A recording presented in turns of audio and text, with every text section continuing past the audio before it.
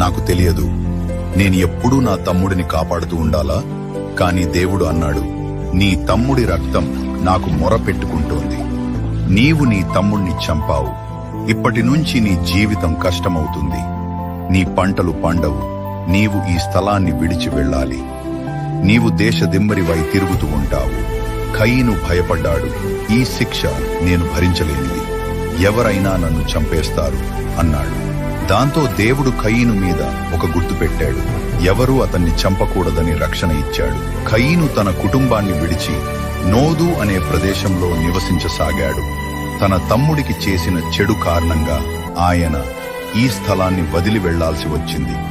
ఈ కథ మనకు ఒక ముఖ్యమైన పాఠం చెబుతుంది. ఈర్ష్య, కోపం మనల్ని భయంకరమైన పనులు చేయించవచ్చు.